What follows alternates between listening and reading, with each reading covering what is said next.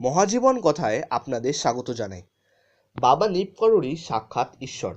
ভক্ত যখন বিপদে পড়ে অন্তর থেকে ডাক দেয়, ঈশ্বরকেও ভক্তের সাহায্যের জন্য দৌড়ে চলে আসতে হয়। আজ এমনই এক বৃদ্ধ মানুষের কথা শোনাব। নৈনিতালের আলমোড়াতে আনন্দময় আশ্রমে থাকতেন এক সাধু। তিনি বাবার ভক্ত, নাম প্রভুদত্ত ব্রহ্মচারী। একদিন ওই আশ্রমে এক বৃদ্ধ ব্যক্তি এসে প্রভুদত্ত ব্রহ্মচারী মহাশয়কে জিজ্ঞাসা করেন, আপনি কি সাধু? ব্রহ্মচারী মহাশয় মজা করে বলেন, কে সাধু? কোথাকার সাধু?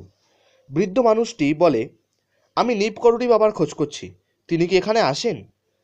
আপনি তো একজন সাধু, আমি আপনার কাছে বাবার খোঁজ করছি। ব্রহ্মচারী মশাই আবার মজা করে বলেন, কোন নিপকররি বাবা? আমি তো তার নাম কখনো শুনিনি। এই কথা শুনে বৃদ্ধ মানুষটি একটু রেগে যায় এবং বলে, নিপকররি গ্রামের বাবা নিপকরণীর নাম আপনি শোনেননি? তখন ব্রহ্মচারী মহাশয় বলেন, ও হ্যাঁ হ্যাঁ, বাবাজির নাম আমি শুনেছি, কিন্তু সে তো এখানে নেই। তবে আপনি যদি অন্তর থেকে ডাকতে পারেন, তার দেখা অবশ্যই পাবেন। বৃদ্ধ মানুষটি বুঝতে পারেন ব্রহ্মচারী মশাই তাকে মজার ছলে নিচ্ছেন। তখন তিনি একটু রেগে যান। বৃদ্ধ মানুষটি খুব জোরে চিৎকার করে বলতে থাকেন, বাবাজি কোথায় আপনি? মহারাজজি আপনি কোথায়? নিপকররি বাবা কোথায় আপনি? আপনি আমাকে দয়া করুন, আপনি এখানে আসুন, আমি আপনাকে দর্শন করতে চাই। বৃদ্ধ মানুষটি যখন চিৎকার করে এই কথাগুলি বলছিলেন, সেই সময় দেখা গেল বাবা আশ্রমের দরজা দিয়ে হাসতে হাসতে ভিতরে আসছেন। বাবাকে দেখা মাত্র বৃদ্ধ মানুষটি বাবার পায়ে গিয়ে পড়েন।